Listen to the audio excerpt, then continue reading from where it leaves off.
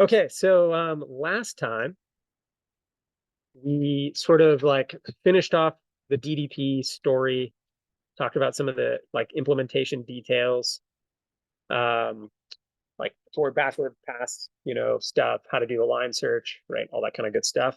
And then we talked a little bit about constraints in DDP, and essentially, there's some hacky ways to do it for just control limits. If you care about state constraints, though, the best thing to do is basically just like wrap all of DDP in an augmented Lagrangian method and just kind of do the AL stuff we already talked about, where you treat DDP as the inner solve of the augmented Lagrangian method.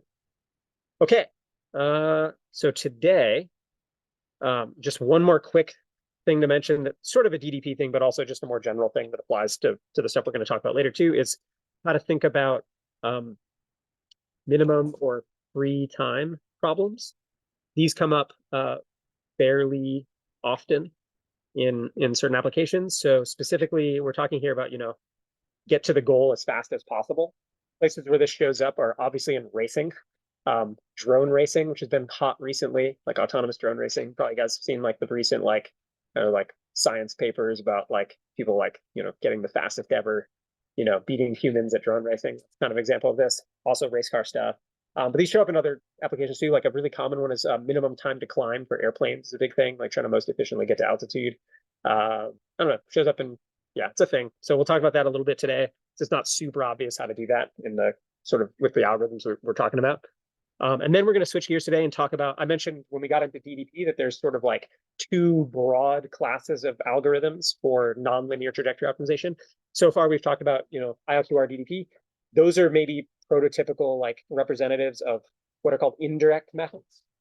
And then today we're going to talk about like the sort of most prototypical example of what are called direct methods. So this is direct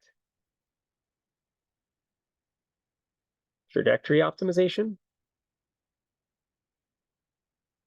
And like roughly speaking, indirect refers to like leveraging like dynamic programming kind of like Pontryagin ideas, like optimal control ideas to like attack the problem. And then which obviously we did with DDP. It's like differential dynamic programming, so it's sort of dynamic programming stuff. Direct methods basically refer to like just straight up discretizing the problem and throwing it in as a more or less standard form nonlinear optimization problem using like a off-the-shelf nonlinear programming solver, say, which we're going to talk about today.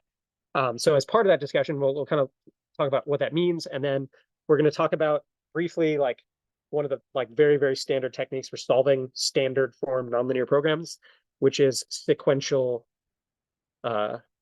quadratic programming.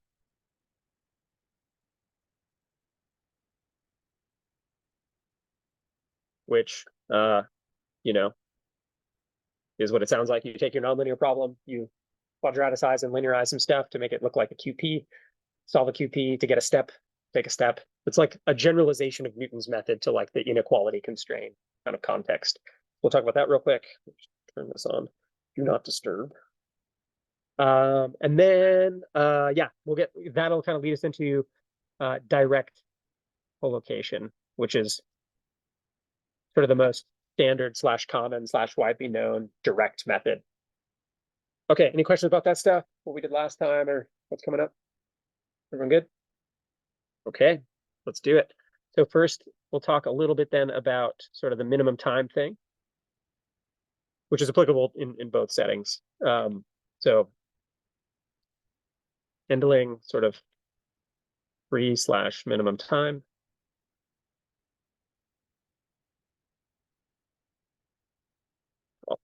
Okay, so the sort of, if you wanted to solve a minimum time problem, like in continuous time, the way you would actually write this down, it looks like this. We've got min over, our x trajectory, our u trajectory, and then basically our t final.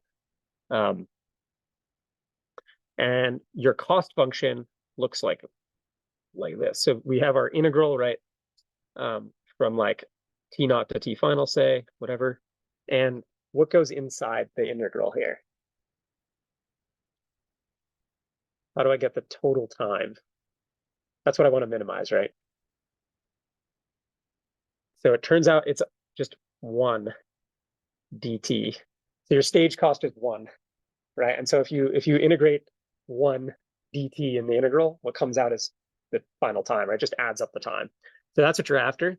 So that's the cost function, subject to your dynamics, the usual stuff.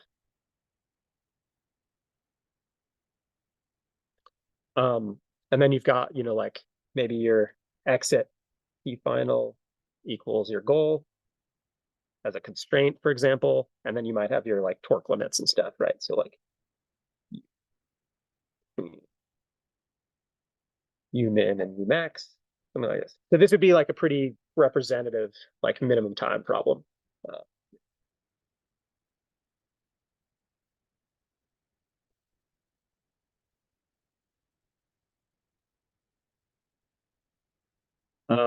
Let's see. So cool. So this is weird for a couple of reasons. When I discretize this, to like solve it on a computer, if I were to like do this in a very naive way with fixed time steps, this is literally telling me that I want to minimize the number of time steps, right? Which is a weird thing that isn't great to write down. Like, because if I were literally doing that, if I have like, that's sort of some weirdo mixed integer thing, and it's also making the size of the problem change. It's just, you basically don't want to write that down as a numerical thing to solve on a computer. So we don't want we really don't want the size of the problem changing, the number of not points to change. I like don't even really know how to do that effectively, right? In an algorithm. So how else might we do this?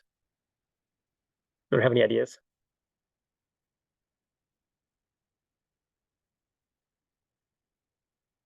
Okay, so anyone thoughts? Yeah,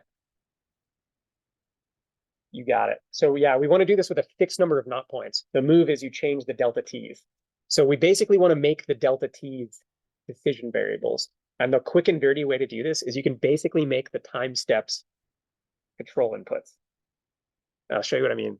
So we're going to make, so if you have like h sub k for each time step, you have the h, the delta t for that time step.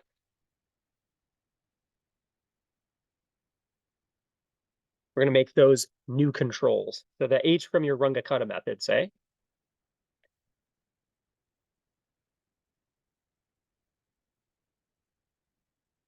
so we're got, say, like we have our discrete time, dynamics.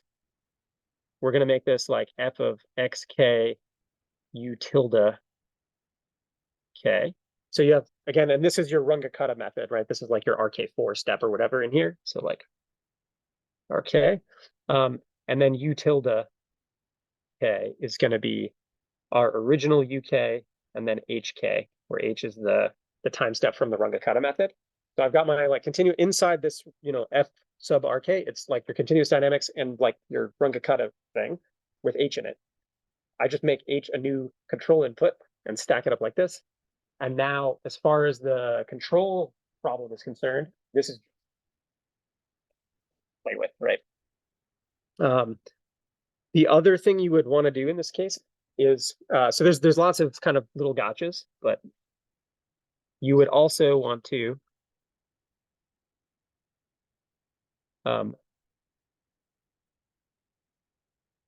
scale the cost. For example, like you'd make this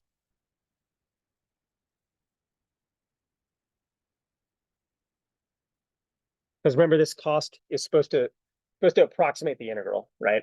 So if the bounds on the integral are changing, so what you really want to do is basically scale all these little guys, your stage costs, by h.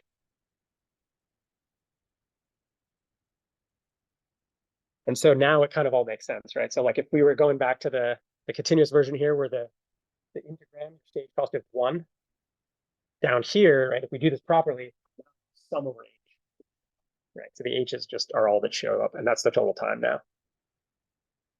Yeah, I think you're.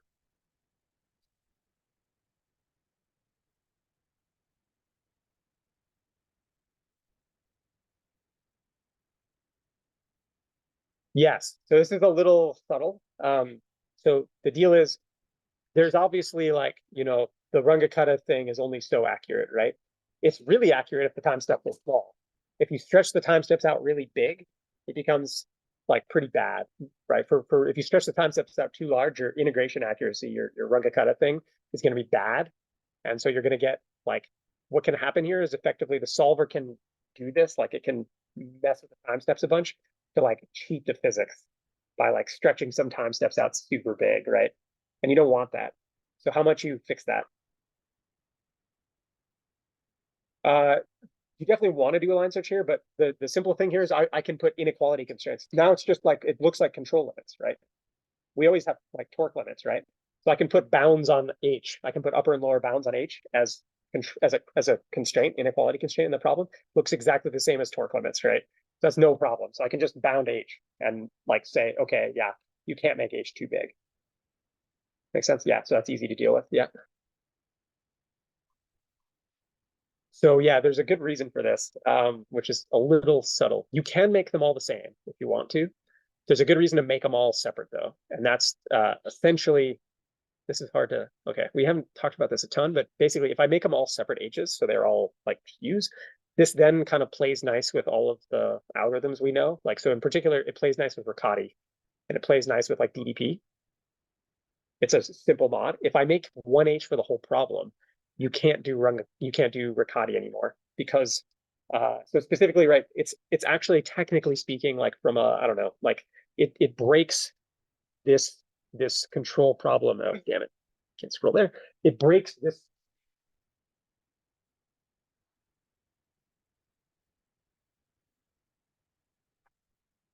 H like couple across all the time steps, it breaks that setup, and I can't use Riccati anymore. You can do it, but what ends up happening is remember we had that like nice stair step Jacobian structure? It makes that Jacobian have fill-in because H affects all the times, which is annoying. So it turns out having them be all different and then constraining them with like box constraints to say they can't be too big or too small, it works better practically in the algorithms. I don't know. If you don't believe me, try it basically. But it messes up the Jacobian structure and you can't do Riccati. Is like, yeah. You had your hand up before. That was supposed to be RK for Runge-Kutta. Yeah. Let me fix that. Like discrete time dynamics, right? So like RK4, say. So yeah.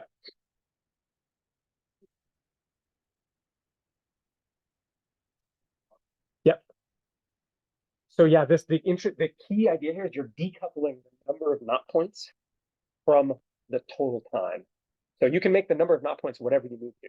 So it can be 10, 100, 1,000, whatever. But by letting the solver choose, now the solver can shrink the actual wall clock while keeping the number of discrete knot points the same. So the problem size doesn't change, right?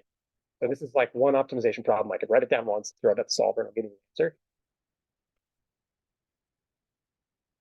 Yeah, yeah, you definitely could. The reason, if you make n too small, um, like basically if n's too small, then like effectively h would have to be really big, right? Which is bad for accuracy. And also, if you like put an upper bound on the size of h, you could just make an infeasible problem for the answer where it can't find the answer. So yeah, absolutely, that would be bad. You shouldn't do that. You should probably make n conservatively big in general, right? Yeah. Anybody else? Yeah. Yeah, lots. I mean, like I kind of mentioned, like racing. Like if you want to like race car around a track, find the minimum lap time, you would do this. Drone racing, which has been hot recently, you do this.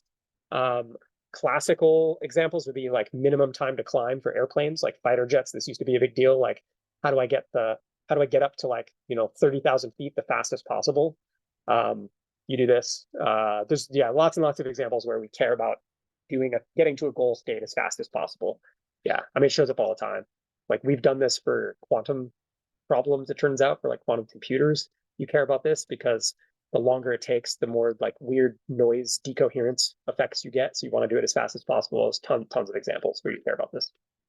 Yeah, I don't know. If you care about going fast, this is what you want, essentially. Yeah, makes sense. Cool. All right. So let's see.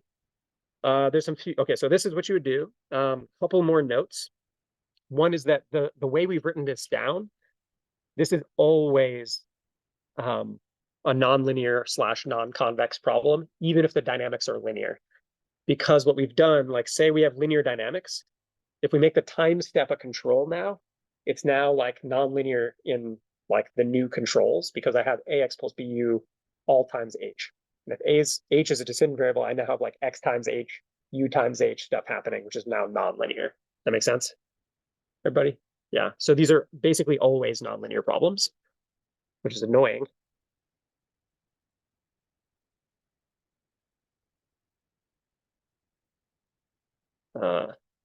Even if dynamics are linear, because the dynamics are nonlinear. Yeah. So if you have equality constraints in your problem, the only kind of equality constraints that are convex, that are legal, are linear ones. So it comes back to the geometry of like draw a straight line between 2 points in the set, and the line has to be in the set. Any kind of curved equality, I can't do that because I can't draw a straight line that's going to stay on the curved surface, right? So the only legal equalities that are convex have to be because the line. That's the only thing where I can have a surface that contains the line, right? So it's sort of a trivial thing, right? Okay, so that's and then the other one, yeah, is that we already kind of talked about this. You basically need to put constraints on H to make this work in practice. Otherwise, the solver will basically try to like stretch the time steps out in weird ways and like cheat the physics.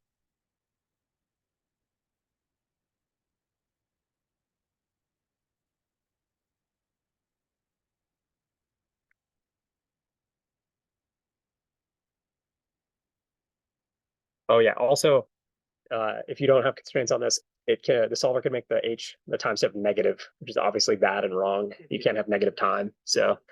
Uh,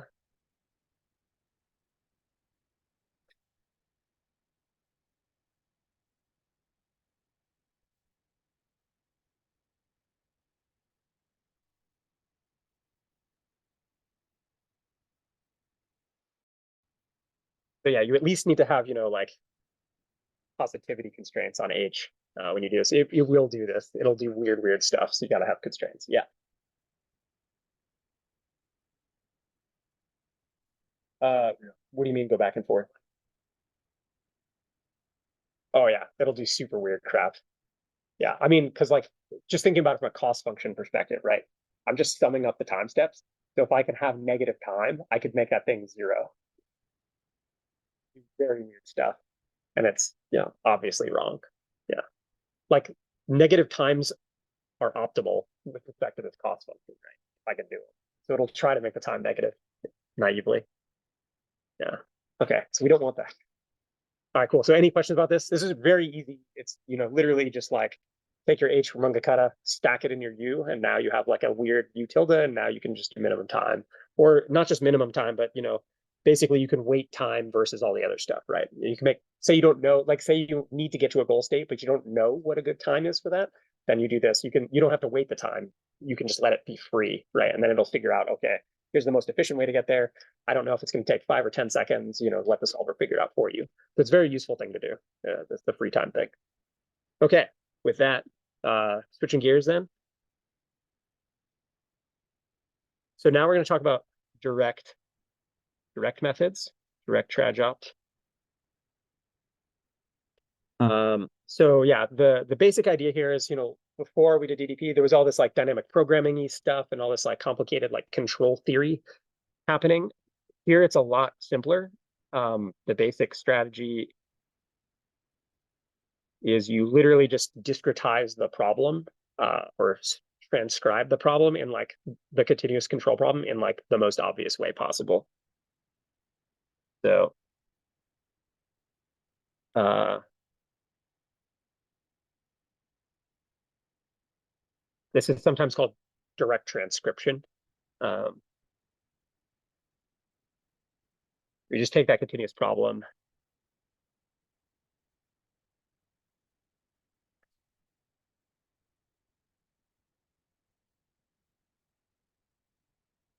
and turn it into a sort of standard form nonlinear program.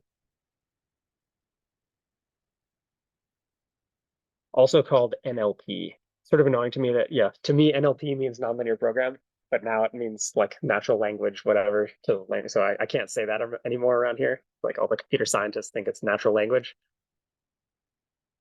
But okay, so here's what I mean. A standard form nonlinear program is the following thing. It's min some f of x, which can be nonlinear, obviously, subject to some equality constraints, which can be nonlinear, c of x equals 0, and then some inequality constraints, which can be nonlinear, c of x, say, less than equal to d of x less than equal to 0. So this, I would call this a quote standard NLP. And basically, for our purposes, this is going to be like your cost function. The equalities for us are going to be basically the dynamics constraints. They can be other things too, like a goal state, could be inequality constraint as well, but mostly these are going to be dynamics.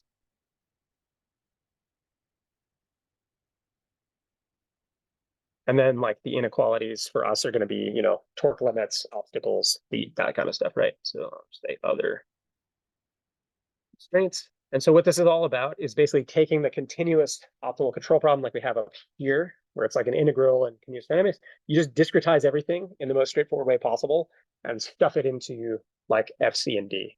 So it looks like this. And then once it looks like that, I can throw it at lots of, kind of standard numerical solvers on my computer. So a couple of notes. So when we do this, it's pretty standard here.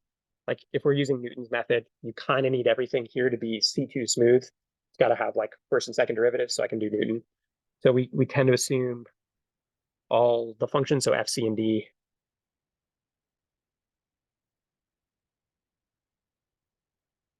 are assumed to be C2.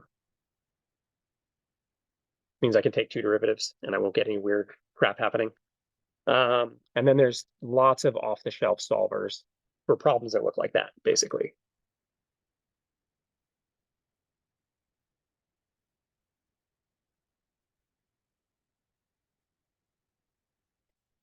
Or large scale NLP. That we could just throw this at if we can get it to look like this, right? So some examples. So maybe the most common would be IP-opt, which is open source, free, and is developed at CMU in Larry Buechler's lab in chemical engineering. Another one that's very popular in the controls community specifically, and like aerospace community, is SNOPT or SNOPT, which stands for Sparse Nonlinear Optimizer. That one's commercial, non-free.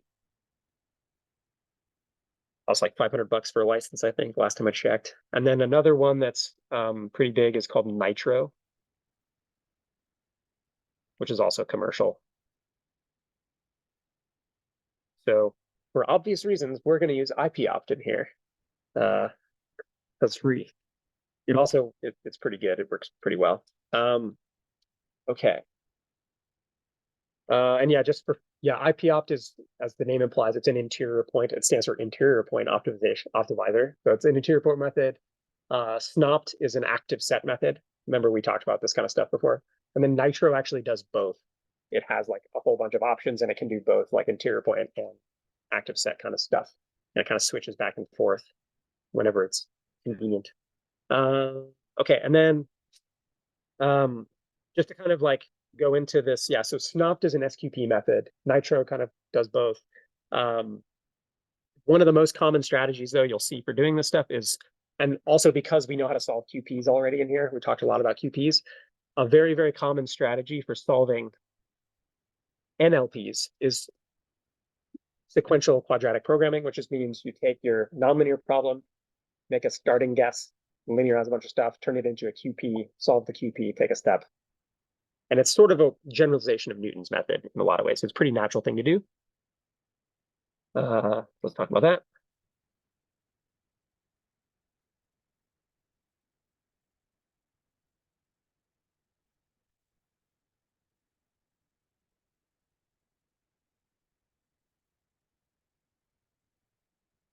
SQP. Okay, so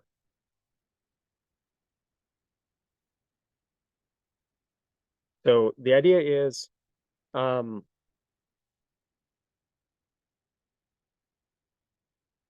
going to take a second order Taylor expansion of not just the objective function, not just f, but the Lagrangian. So that's like the full Newton version, right? To be clear, right? It includes the curvature of the constraints stuff. And so we take that Hessian, and then we linearize the constraints.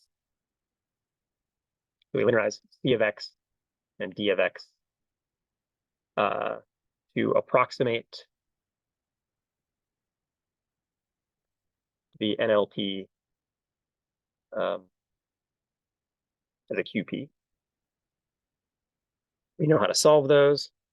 So let's write that down. So min, we're doing min over delta x, and it's going to look like f of x plus like g transpose delta x plus 1/2 delta x transpose h x. Expands over here. So we Taylor expand all these guys. So it's like capital C, which is the Jacobian. We're going to do 0, and then d of x plus big D times delta x less than equal. So that's what it looks like. We Taylor expand a bunch of stuff. And now in the deltas, this is the QP, right?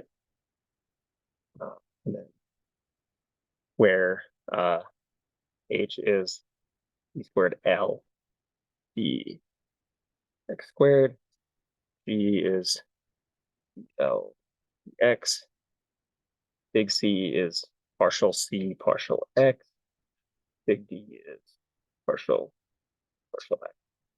And to be clear, the L we're talking about is the Lagrangian. So in this problem, we'd have a lambda and a mu to handle the equalities and the inequalities, and this is f of x plus lambda transpose C plus mu transpose C. Right, so Lagrangian, Hessian Lagrangian, whatever. We can write that QP down by taking all those derivatives. Then we know how to solve QPs already, so we use our favorite QP solver to solve this thing for delta, for the deltas. And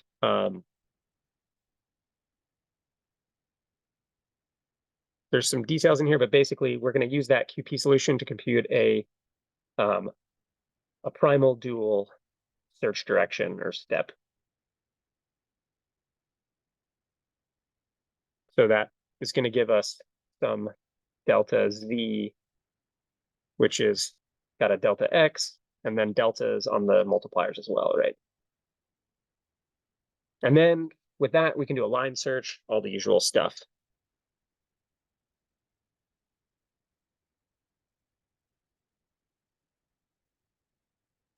Write down a merit function. We already know how to do that stuff. Okay, and so to be clear, right, this should look extremely familiar. And in particular, if I eliminate the inequality constraint, so if I get rid of that D line there, this is just Newton's method with constraints that we already did at the beginning of class, right? So you got, so if I eliminate like specifically the D's and the mu's in this, you know, now this delta D just delta X delta Y, this is exactly what we did at the beginning of class, right? So same stuff. So yeah, with only equality constraints.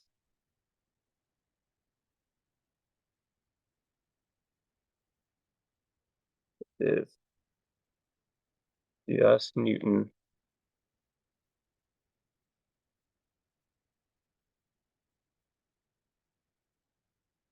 on the KKT conditions.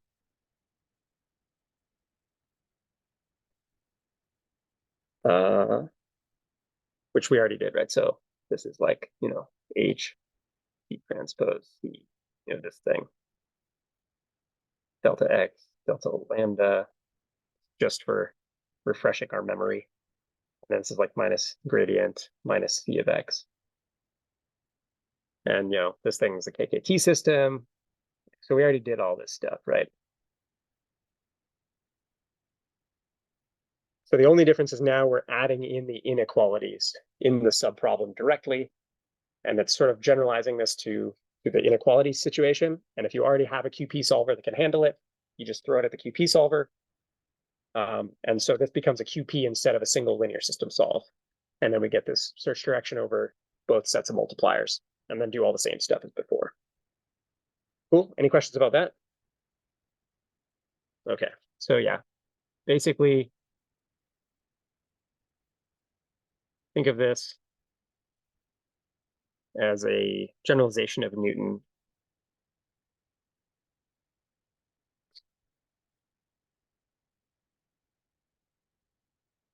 To handle inequalities.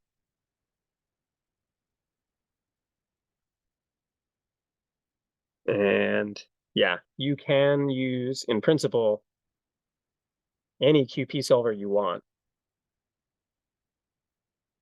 for these subproblems. But good implementations try in general to try to warm start the QPs as much as possible based on the last iteration. Turns out you can do clever things here, like the last QP step looks something like the next one in general, so you can play lots of warm starting games. So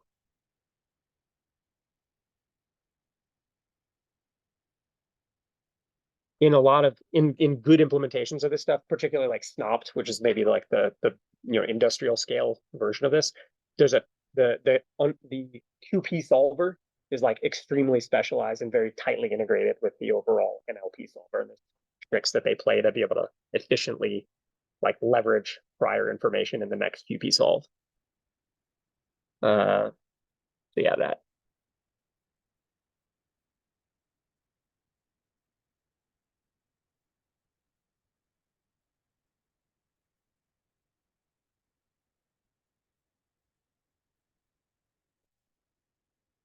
And then the other thing to note here is that for good performance, especially on trajot problems, you really need to take advantage of all the sparsity structure, right? So we talked about how that KKT system, like for the LQR problem, is super sparse, has a block structure, and how Riccati is like efficiently harnessing that by doing like back substitution. Similarly, in all these guys, if you want it to not suck, you have to take advantage of that sparsity. And most of the good like large scale solvers do this to some degree. And it's even in SNOP, it's in the name, right? Sparse nonlinear optimizer. So they'll do in like semi-smart, sparsity stuff. Yes. Yeah. If you're naive about this, right? These are huge problems. They might have 100,000 decision variables. And so we're talking about like factorizing like 100,000 by 100,000 matrix, right? If you treat that as a dense matrix, like if the problems, I mean, you can easily write down trajot problems with like a million variables. If you treat that naively as like a million by million matrix, you'll never be able to solve that, right? So the only way it's even tractable is because most of it's zeros, and it's block banded kind of thing in the middle is the only part that's non-zero. So you kind of have to be smart about that. And yes, absolutely. It's wall clock time. It's also memory. And at a certain point, it's just totally intractable if you don't do this, right? Cool. So for good performance,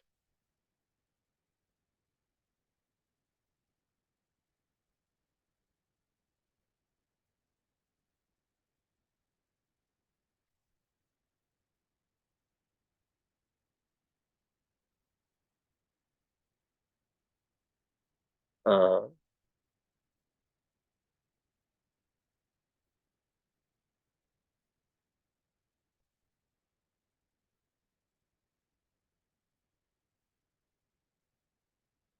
let's see. Yeah. Oh, there's one other. Yeah. So one other note is that if your constraints in the original problem are convex, like say you've got, I don't know, conic constraints in the original problem, as long as they're convex, you can actually pass them right into the subproblems. So here we talk about just SQP, but let's say you have, I don't know, a rocket landing where you have conic constraints on the thrust vector, but it's like full nonlinear dynamics. Those conic thrust constraints, in principle, you can just throw those right in the subproblems as is. And instead of SQP, you have like SOCP, right? So you can as long as they're conic or whatever, and you have a good solver that can handle those cones, you can just handle them right in the individual subproblems. And this is the generalization of SQP is called sequential convex programming, or SCP. And this has been kind of hot for the last few years and is still a pretty active research area for things like rocket landings and stuff like this. So,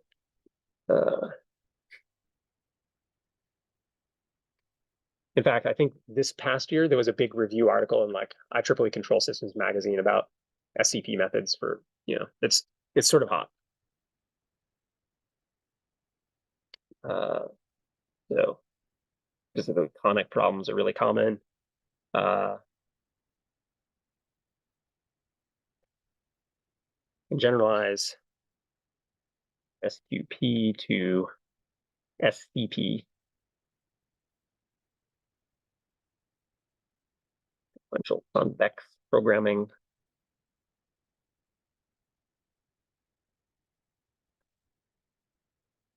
Where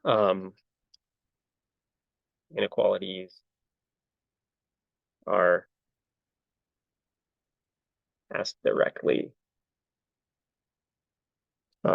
to the subproblem solver.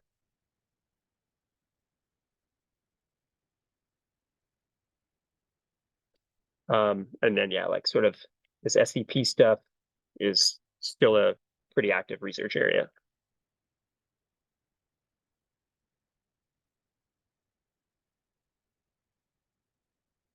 Roughly speaking, SQP methods were developed in the 80s and were like hot in the 80s into the 90s. And then like in the mid to late 90s and then into the 2000s, like interior point methods were the hot thing.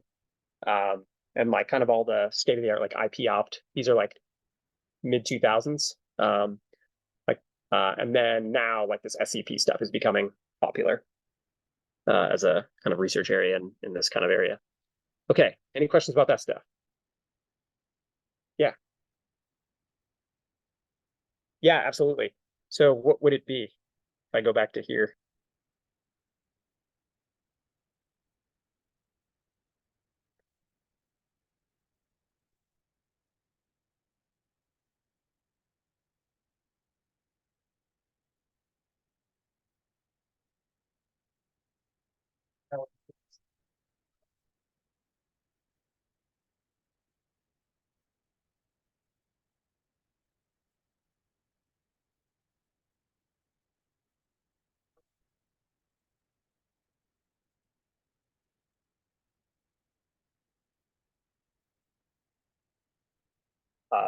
Sort of comment supply, like you'll maybe get slightly worse tail conversions. Like the difference will be maybe a handful of iterations, but it's often cheaper and easier to implement. So people do it all the time.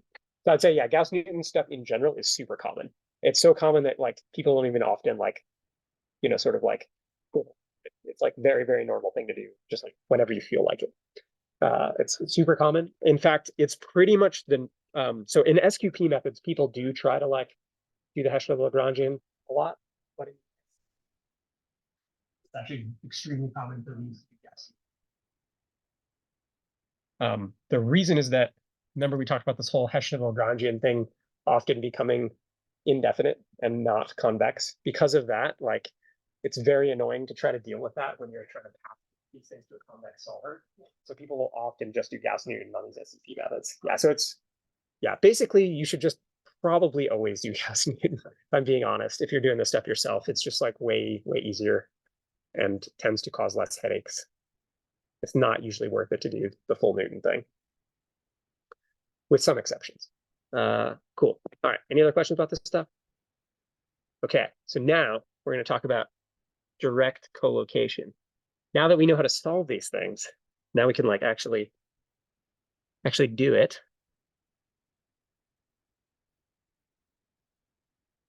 So yeah, like also to kind of like just talk about the differences for a sec, right? So like DDP, like, it sort of comes with the solver, right? Like the solver is very much tied up with the algorithm. They're all kind of one thing. Here, like you set the problem up, you discretize the problem, and then it's an NLP, and then you can use any solver you want, right? So IPOps, not whatever. So there's sort of this like, for indirect methods, the solver is like intimately tied up in the whole thing. Whereas for direct methods, it's sort of all about you just discretize and then call whatever solver, and they're kind of like separated. All right, so few things to note here. One, so far, there's some cool things about these. One is that um, so far we've used like explicit Runge-Kutta for everything. Um, uh, that look like this, right? So you've got um, continuous time dynamics, and we kind of convert these to a discrete form that looks like this. I can plug in an xk and a uk and just get out an xk plus 1. And if you're doing rollouts, which we are doing in like DDP, this makes a lot of sense because you want to be able to simulate the dynamics forward in time efficiently.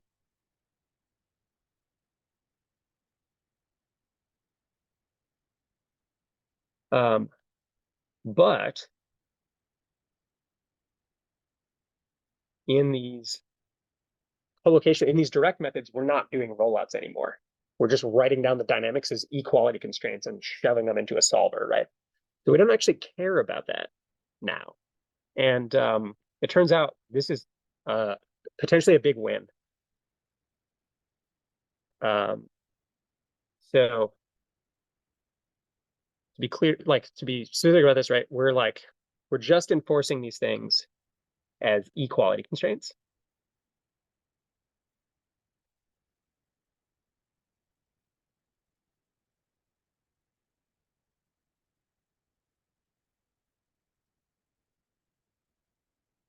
And we don't,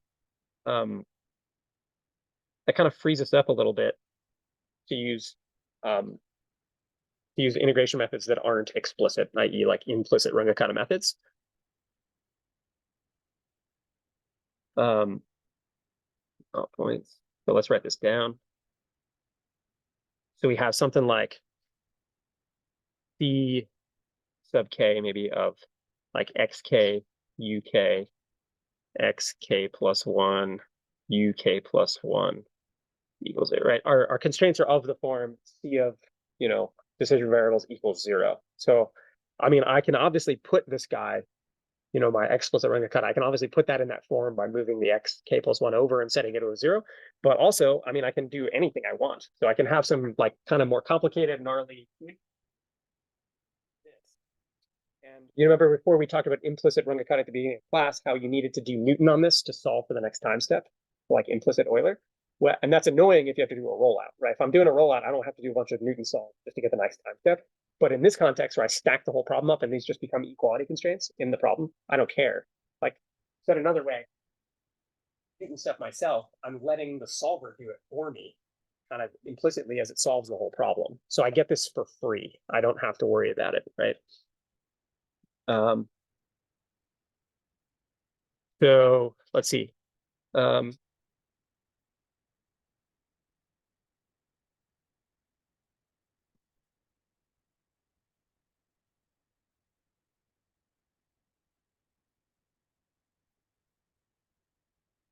okay, so that's fun. And so what we're gonna do now is like talk pretty in get into details about how like the classic direct collocation method works. This is often called Dirk-Hall, and if you're cool, you're in the now. Uh, so the idea at a basic level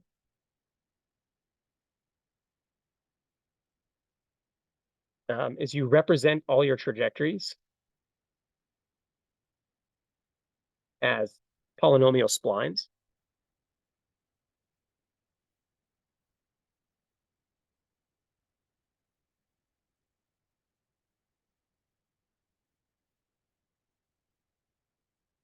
And you end up enforcing the dynamics constraints as like constraints on the spline derivatives, which are easy to calculate in closed form.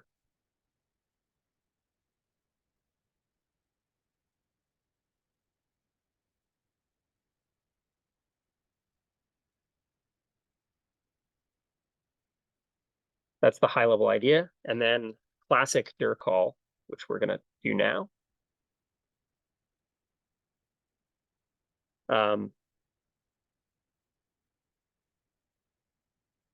Makes a couple of particular choices here where it uses cubic splines for the states.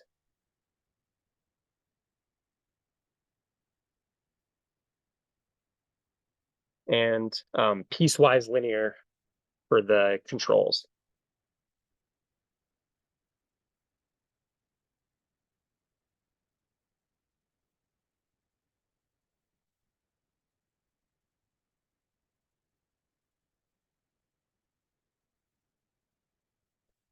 This is just like, these are just choices. You can do whatever you want. This is kind of the lowest order that makes sense. Yeah, so like, and there are actually there's some cool things that happen with these particular choices that we're going to show you that are kind of advantageous. But you can totally go higher if you want to. It turns out for like robotics applications, this is kind of a sweet spot. It is common to use much higher order polynomials for so there's actually a reason for this, right? So in aerospace applications like interplanetary trajectories, like flight of Mars kind of stuff, in those contexts, it is common to use much higher order splines. Like I think JPL for like these interplanetary things, it's very common to use 8th order splines. It's really high order. And the reason there is, and whereas in robotics we wouldn't do that for the following reasons, right? So those space trajectories, they're very smooth. And so you can get away with representing them as high order polynomials. Robotics stuff, on the other hand, often for like our applications, our dynamics are not that smooth because we have like impact grasping stuff where you have these kind of like non-smooth things going on. And the deal with polynomial interpolants, right, is like to represent something with like an 8th order polynomial, that means like the underlying function that I'm trying to fit with the 8th order polynomial has to be like, really needs to be like C8 smooth. I need to like, it needs to have like 8 continuous derivatives for that to make sense. In robotics applications, that's just not a thing. We don't have that. So for us, it wouldn't make sense. And if you're trying to like fit smooth polynomials to like jerky functions, it just doesn't work. Basically, there's no win, and it doesn't happen. You get these like weird ringing effects when people have seen like the Runga's phenomena. You might have seen this when you did Fourier transforms. Like if you try to do Fourier transform with like a step function, you get this like crazy ringing, and you have to go to really high order. The same thing happens here. So if you have non-smooth, like step functiony jerky things in either the controls or the states, higher order polynomials don't make sense, basically. So this is kind of a good sweet spot for robotics. Maybe if your problem's super smooth, it makes sense to go higher order, but for us, not so much. Maybe write something down about that, maybe. So like very high order.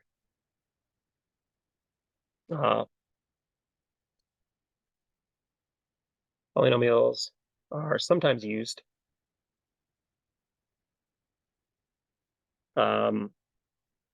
So like, for example, spacecraft trajectory stuff.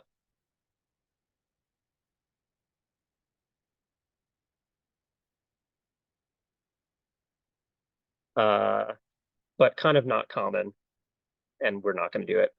But I mean, the same stuff applies, right? You can figure it out if you need to. And this, again, like the Dirkall stuff we're going to do is kind of, again, like very common and kind of a sweet spot for robotics stuff. So to, like, write these down. So like,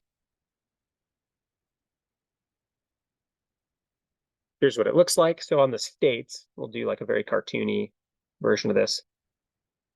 So let's say we've got like, x of t.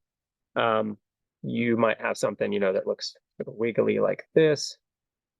And let's say, I don't know, this is like ek and like ek plus 1 over here.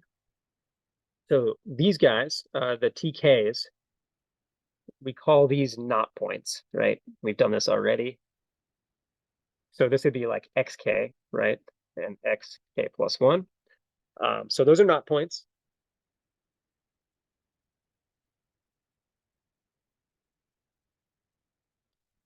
And then we're going to introduce this other concept to talk about this collocation stuff, which are points in between the knot points. So the knot points are the things that are showing up in your optimization problem. Those are the decision variables. But for these collocation methods, we also end up needing to evaluate the dynamics in between the knot points. And we're going to call those collocation points. So in particular, for the Dirkall algorithm we're about to do, we end up evaluating the dynamics also halfway between the knot points at like ek plus a half, we'll say. And so this thing is called a collocation point. Okay, that's that. So that's the x's, and then similarly, we said, the u's, we're going to just do piecewise linear interpolation. So these are going to look like, um, straight line chunks. So something like this. Say, this would be like, ek plus 1, blah, blah, blah. Okay. That's what this stuff looks like, Cool. And similarly, right, for that collocation point, I can do that on the u's as well. So I'm going to evaluate, uk plus a half over there. Same kind of thing. That's right. Yeah. So that's what Dirkall assumes. Yeah. First order hold is the same as saying, linear interpolation or linear spline, if you like, right? Although we wouldn't call it that. Same deal though. Yeah, you can go higher order. It's just that in a lot of our robotics applications, it doesn't make any sense. In fact, linear interpolation can also, even that can be kind of dumb in a lot of cases if you're like really thrashing between your control limits, which happens.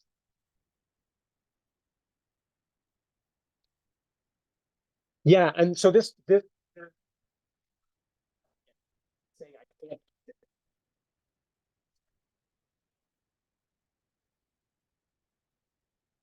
So that's actually one of the good things about this is it kind of smooths stuff out and doesn't let you totally thrash your actuators. Okay, so that's sort of cartoony what's going on. And so now we're going to write some of this stuff down. So just to give you an idea of like how you go about deriving these things, I'm going to like tease it a little bit. We're not going to do like the full 4 details, but the idea here is, say, between a pair of knot points, I'm representing the state trajectory as a cubic. So that's going to look like this. You have like a constant term, and then a linear term, and then quadratic term, and cubic term. And I'm just writing this with like these C coefficients. That's what it looks like, right? And I can take that cubic polynomial and I can diff it in closed form, like analytically, which turns out very useful. So I can get x dot of t. And it's just like doing differentiation on that guy. So it's C1 plus 2C2t plus 3C3t squared, right? Makes sense? That's super easy. And then I can take that stuff and ultimately, like, the thing that's cool about cubic splines and why they're so popular in so many applications is that a cubic spline is uniquely determined by knowing the endpoints and the derivatives at the endpoints, which is cool. So the reason that's true, right, is that there's 4 coefficients.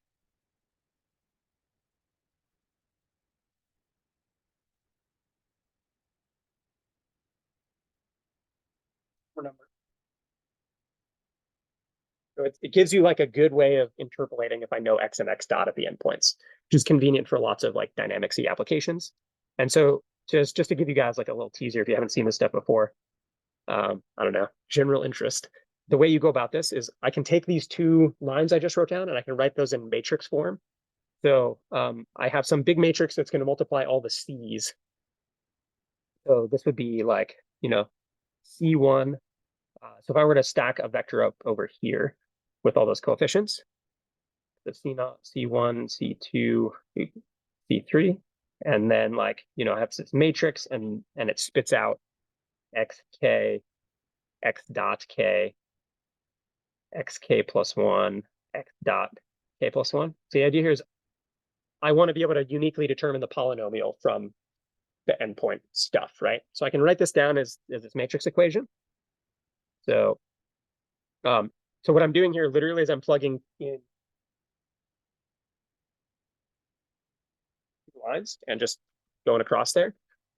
So that's, just C naught, and then the x dot, it's just C1 if t equals 0.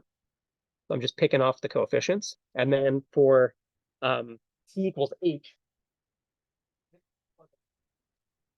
evaluate these things. So it's going to look like 1 h squared, h cubed. And then same thing for the x dot line. I'm going to get 0, 1, 2h, and then 3h squared. Okay, so I write this matrix equation down, and then I just invert that. And now I have like everything I need to like be able to work with just the endpoint information, and I don't need to like worry about the C's anymore. Basically, what I'm doing is I'm solving for the C's, in terms of this stuff. But by having this matrix, I can like just never need the C's. Like anything that involves these polynomials, I can just use the endpoint with stuff. So we're never going to actually do stuff with C's. We're just going to use the X's and X dots for everything. So to be clear, right, I'll just write it down. You can do this like, I don't know, you can do this by hand. You can use like a toolbox to compute this, whatever. But at the end of the day, like you just work with this thing. This is sort of a general interest thing. So you know what's going on here. But from now on, we're like never going to touch the coefficients. We're only going to use stuff like this and write down constraints that are just between like the not points. Yeah, I don't know. Details here aren't super important, but yeah, so this is like now the other way, right?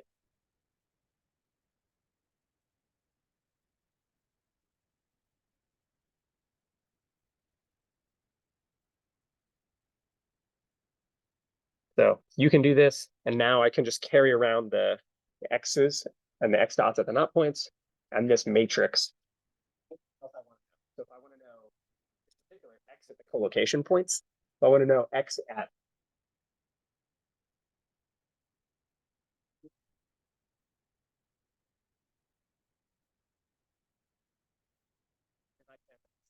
slap that on in front of this matrix, I get collocation points from the endpoint stuff. Does that make sense? So that's kind of the gist. So we don't ever use the polynomial coefficients anymore. Okay, cool.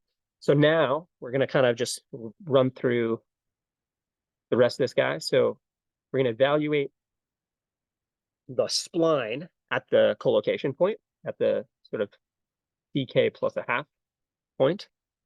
So just looking up here and plugging in, h over 2, I get the following stuff. We'll call this xk plus a half. So this is x evaluated at tk plus h over 2. And just using the spline stuff, and again, doing it in terms of the endpoints, not the coefficients, I get 1/2 xk plus xk plus 1, which makes sense. And then h over 8 times x dot stuff.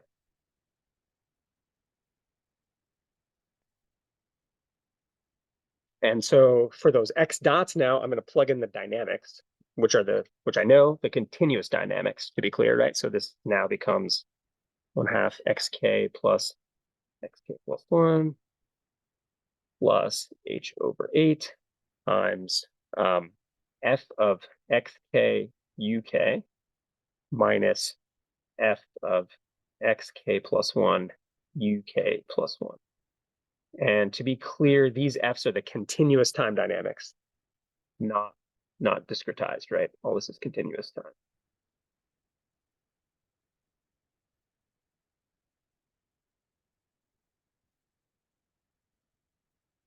Okay, so that's the x's at the collocation points. I also need the x dots at the collocation points. So this is x dot evaluated at tk plus a half, which is really, so we're going to get this from the spline. So the idea is we're going to get this from the spline. Then we're going to evaluate the dynamics and set them in the constraint. It says spline derivative at the midpoint has to equal dynamics at the midpoint.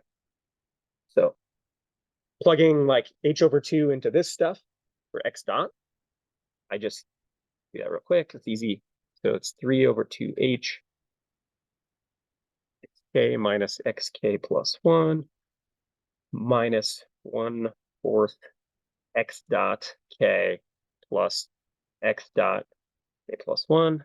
And then same deal, I'm going to plug the dynamics in here.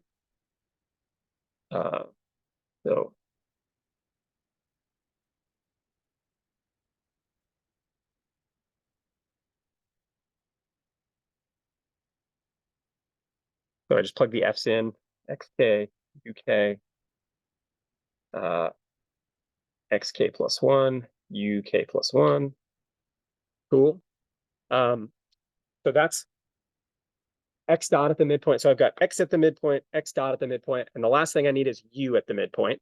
This one's easy because it's just linear interpolation. We know how to do that. So uk plus a half is u at pk plus h over 2 is just, because it's linear interpolation, it's just averaging the two endpoints. So uk plus uk plus 1. Okay. Deep breath. Cool. So now I have everything at the midpoint of the spline. And now we're just going to write down dynamics constraints by setting the x dot from the spline equal to the x dot from the dynamics. We're going to evaluate the dynamics at x midpoint, u midpoint. We're going to call f there, and we're going to set that equal to x dot coming from the spline. And that's our constraint.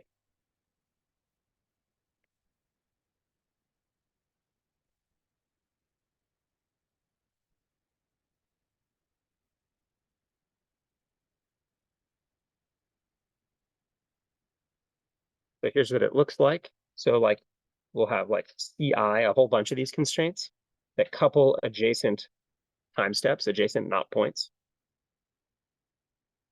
And it's going to depend on x's and u's, those time steps, and it looks like this. So I'm going to evaluate f, my continuous dynamics, at xk plus a half, uk plus a half, where these are coming from the splines, right? So xk plus a half is up here, right? I just got it from the cubic. And uk plus a half is right here. I got it from my linear interpolation. I plug that into f. So I got my dynamics. And remember, that's equal to x dot. So I just set this guy equal to the x dot that I got at the midpoint up here from evaluating the spline. It's literally just saying spline derivative has to equal dynamics at the midpoint. And so I'm going to subtract these guys and set it equal to 0. So this part is just what we wrote down up here for x dot from the spline derivatives. So it looks like this.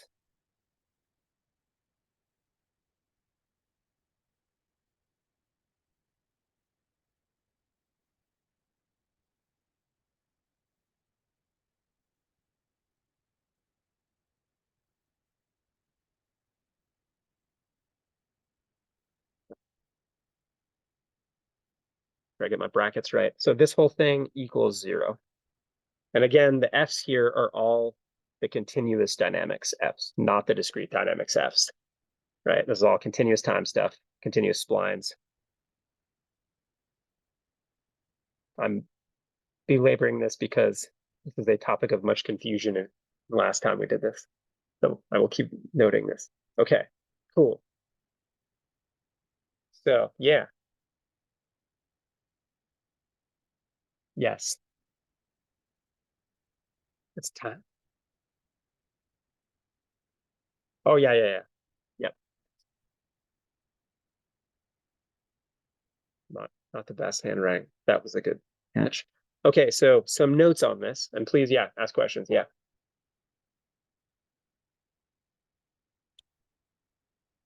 Why does what go down?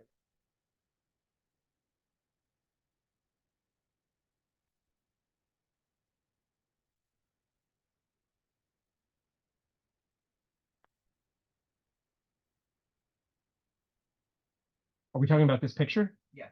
Where?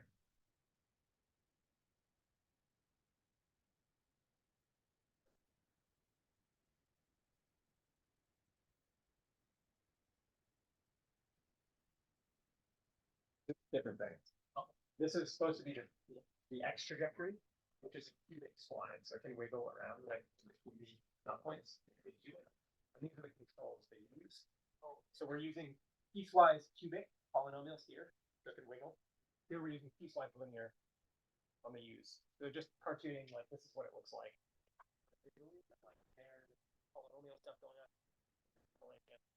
And then so that's the picture, and then the math is down here for how you actually compute the midpoint given a cubic spline or given a linear interpolate. Yeah.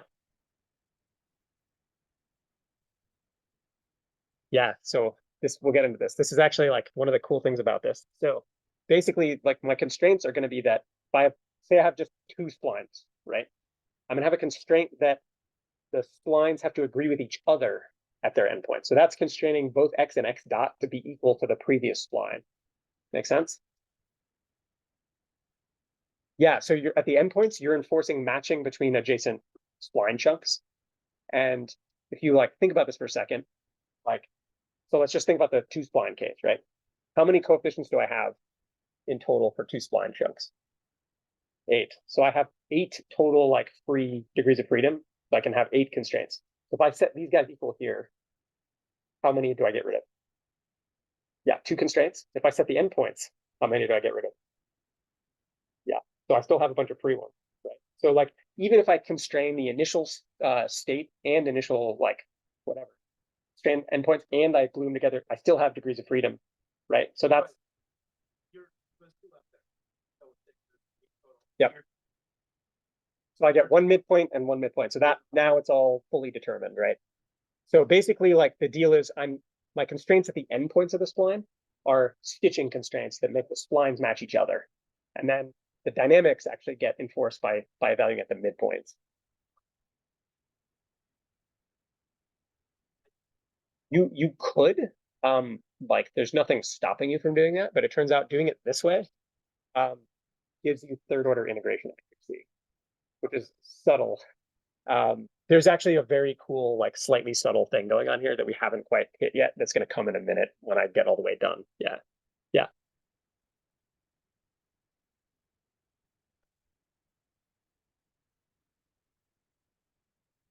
So, I mean, B splines are just splines. Like, what do you mean? I guess I'm not following.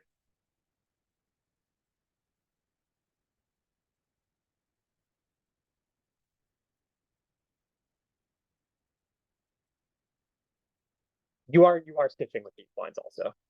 Like B splines are just a different choice of representation. So like all polynomial splines are equivalent of up to a linear change of variables, it turns out. And like it doesn't really matter how you choose to like, so you could represent them with the polynomial coefficients. You can choose to represent them with like, control points like Bezier curves. Here we're choosing to represent them with like not point states, right? It turns out for these kind of control problems, that's actually very convenient. And there's reasons we want to do that because, like, for instance, we want to enforce collision constraints on the actual states at those knot points, right? So it makes sense for us to use like those knot points. You could do it other ways, but it would get messier for other things downstream. Um, Often because we care about explicit state constraints and control constraints. I don't know if that answered your question. But yeah, to first order, it doesn't actually matter which polynomial like basis representation you use. Like, Bezier, like this, it's all turns out if you take those whatever coefficient representation you use, it should be clear maybe also from this. Like I went from polynomial coefficient to knot points by matrix multiplication, right? Turns out any way you want to represent the polynomials, it's just a matrix multiply. They're all it's a linear change of basis, basically. Turns out polynomials are a vector space, and like all of this is just change of basis, so it's just a matrix. I don't know if that helps. All right. Anybody else? Yeah. Yeah. Where?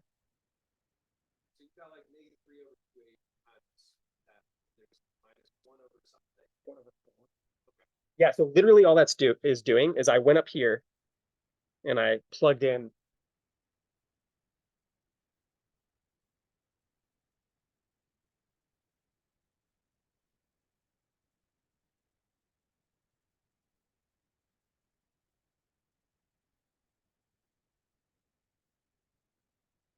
each.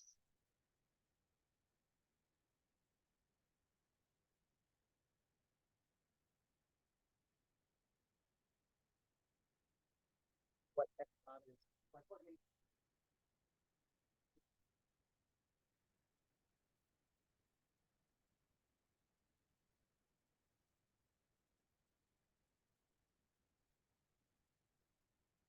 In particular, this matrix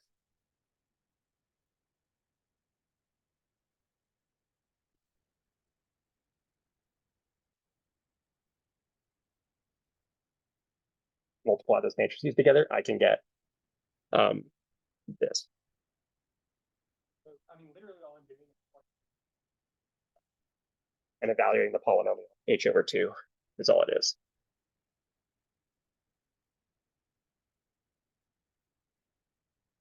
It's just a choice. I could use any kind I want. I could also use a cubic on that if I wanted to. It just turns out it's not very worth it. Yeah, in principle, you can use any order you want for any of these things, arbitrary polynomial order. It turns out that like this combination is very common and is like a kind of a classic method that's very, very widely used. Yeah, this is kind of the simplest version that works well in practice. That's very, very common.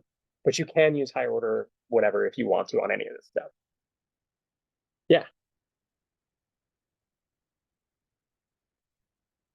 you do. Yep, exactly.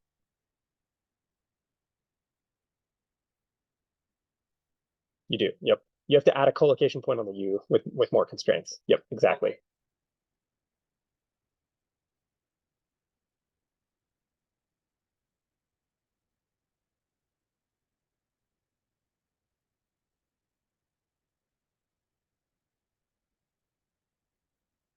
So it depends. There's some subtlety in here. So when you say changes fast, you can mean if it's changes fast in terms of, so there's two, I guess, said another, there are two options. You can make the order of the polynomial higher to capture more wiggles, or you can increase the number of knot points and have more time steps, right? So these are your choices. And it turns out for very smooth problems, which can happen in like spacecraft trajectory design, for instance, higher order polynomials are good if you have a smooth problem. If you have a non-smooth problem where things are very jerky, increasing the order of polynomials can hurt you more than help, and you're better off adding more knot points. So it sort of depends on the problem and like how smooth it is, essentially. I don't know.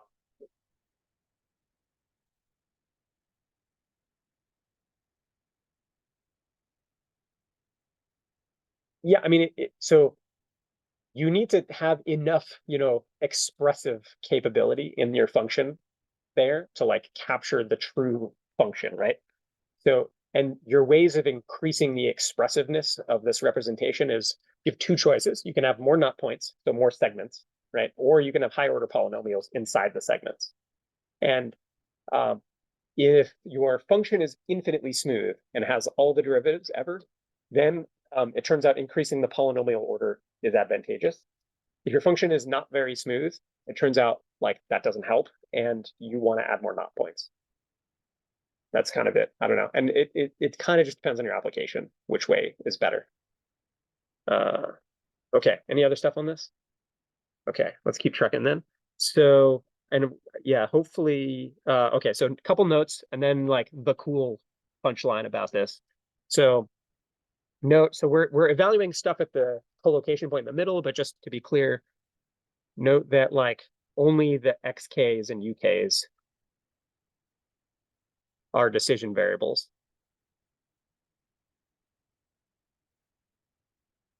in the optimization problem. Like those midpoint, like collocation point values, like XK plus half, UK plus half, these are not actually explicitly decision variables. They get calculated internally inside the constraint function when you evaluate the constraints, but they're not decision variables. Um, this integration scheme, where it's like an implicit integration and it's a cubic polynomial, like whatever, this integrator, it's actually an instance of an implicit Runge-Kutta method, and it's got a specific name. This is called, just as a fun fact, if you care, this is called Hermite-Simpson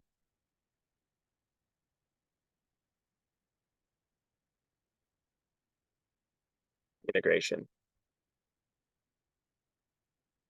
I don't know, just like RK4 or whatever. That's what it's called. This, it turns out, achieves third order integration accuracy.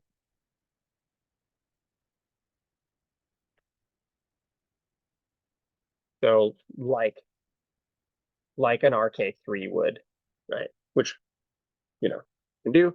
But the reason this is cool, and one of the reasons we like for this whole discussion, is that it turns out that doing it this way, remember implicit is free when we do this stuff. It turns out this implicit Hermite-Simpson scheme, same accuracy as RK3, but fewer dynamics calls than an explicit RK3 would be, which is not totally obvious, but I'm going to hopefully make it obvious in a sec.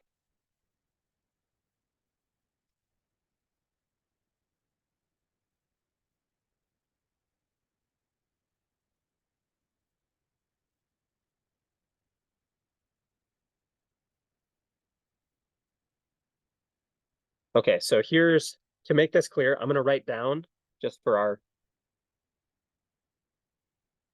purposes of this conversation, I'm going to write down explicit RK3. It looks like RK4, but it has 3 stages instead of 4. So we evaluate F at the beginning. We evaluate F at kind of the midpoint.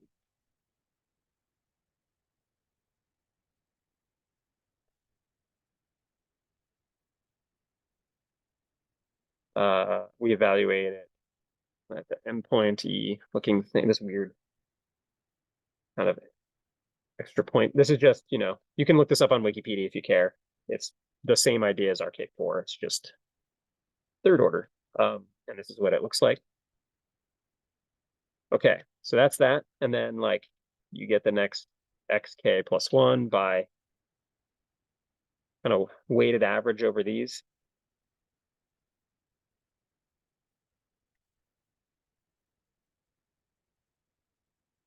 Okay, so just from looking at that, very obviously, this requires 3 dynamics calls per time step.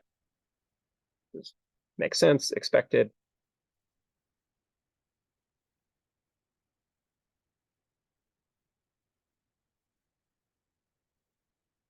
So that's that one. Now let's look at this Hermite-Simpson thing again.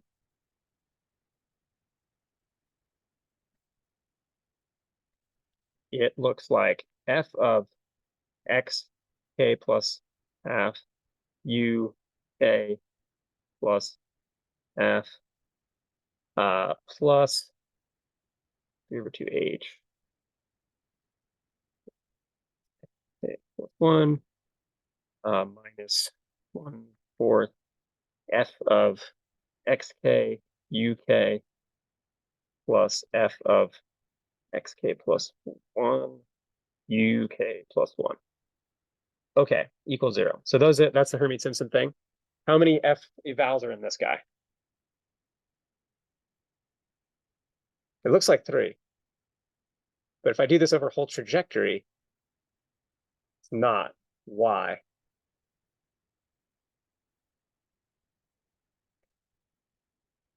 Yeah. So think about if I just have 2 segments. If I just have 2 segments, I get to x1 to x2 to x3. The constraint,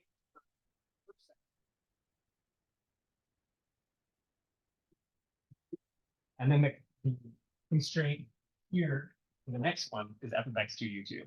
So they get shared across knot points from adjacent time steps, right? So the endpoint for this one is the first point for the next one, and on and on and on, right? So if I actually look at this on average across the trajectory, it's only 2 dynamics calls per time step instead of 3, because I get to recycle the calls across time steps. Does that make sense? Yeah? Does everyone see that? So these guys,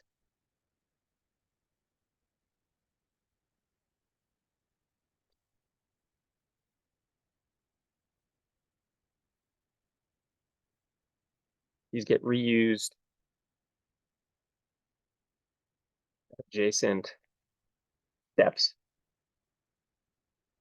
Yeah, the easy way to see this is if you just think about 2 time steps. If you add up the total number of calls over 2 time steps, it's not 9, right? Because you get to recycle the middle one. So then, like, basically, kind of asymptotically for a long trajectory, it's only 2 dynamics calls.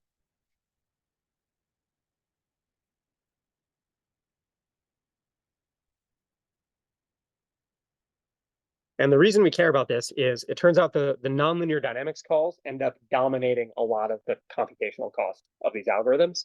So if you go from 3 to 2, it's literally a 50% savings in like overall like flop count and stuff on these things, which is a pretty big deal.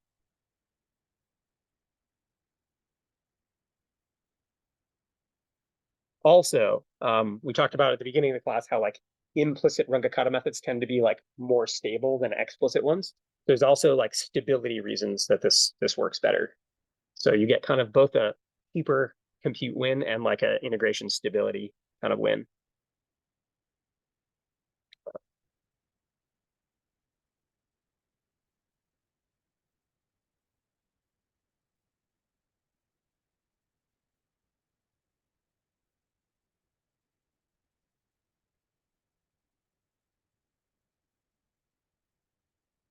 Okay, cool. It's a win. And then just before we get out of here, let's do it. No cool things. We're gonna do the Acrobot again. Same stuff as last time. Here's those Dirk-Hall dynamics that we just did, written out in code. Cost function is same stuff we've been doing, like quadratic cost, blah, blah, blah. Here's those dynamics constraints evaluated, at all the time steps. I'm being super dumb about it here and not being efficient and recycling calls. But, if you do it, you should for efficiency. This is the whole constraint, just kind of everything in here. This is a bunch of boilerplate code to call IP-opt. We made this a lot nicer for you on the homeworks. This is just kind of crappy old code that's very ugly. None of this is important. It's literally just boilerplate crap to call the solver. So don't worry about that. We have a goal constraint. So it's a swing up constraint like we did last time, but now we actually set that as an explicit constraint. It's not like weighted in the cost function. I make a stupid guess where it's just like hanging down the whole time. Put a little noise. We solve it. It's going to take a couple minutes because my code is not fast. Well, let that do its thing. And then once that figures itself out, we'll make some plots. Yeah, cool. So there, finished. It took like, I don't know, 30 seconds or whatever. I think it was about like 800 iterations or something. 843 iterations. You can see this works. Cool. Got our little animation. Looks basically the same as what we got last time with DDP, which is cool. Here's the really cool thing about these direct methods, though, that you can't do with DDP. So I solved this once, right? Let's just say, for sake of argument, that I have some way of getting a good initial guess on like part of the state. So let's say I just get just like one of the states, like one of the pose variables or something like that. Let's say somehow I know these. And this could be, for example, if I did like sample-based planner, graph-based planner, just in like the pose, right? And I don't know the velocities or just for part of the state, like center mass dynamics or something. Let's say I have something like that. The cool thing here is because these are all like just constraints, I can make a dynamically infeasible initial guess here, right? In DDP, I can only guess the U's. Here I can guess the X's and U's separately, and they don't have to match or obey the dynamics at all. So what I'm going to do here is I'm going to plug in just a guess on the first state, just the first state. So it's just this angle. Not even going to plug in this angle, not going to plug in any velocities. And I'm going to add some noise to it. So this is my new initial guess. It's totally infeasible. It's noisy, and it's only part of the state vector. It's only one out of the 4 states. Watch this. If I resolve this warm starter with that guess, it now only takes like 25 iterations, and it was almost instant. Pretty sick. And now I get the same answer. So one of the things that Dirk-Hall lets you do that's really, really cool is it lets you guess potentially very dumb, like totally dynamically infeasible guesses on the states that don't have to obey the physics. But if you like cartoon them kind of okay, it can make it solve really, really fast. And where this gets really useful is things like maze-like problems where you have to navigate around obstacles, where traj-opt can be really bad, but like RRTs or graph-based planners can be really good. I can use a sample-based planner to find a like path that goes around the obstacles successfully that's just in like, say, R2 or R3. And then I can use that to warm start like the center of mass dynamics of my legged robot or my quadruped. And then this will converge super quick because these are really good about reasoning about all the dynamics, but they're really bad at reasoning about dense obstacles. So it gives you this like ability to trade these off and get like best of both worlds stuff out of sample-based planning, traj-opt. Okay, we went a little over. Sorry about that. Go play with this. It's cool. And catch you guys next time.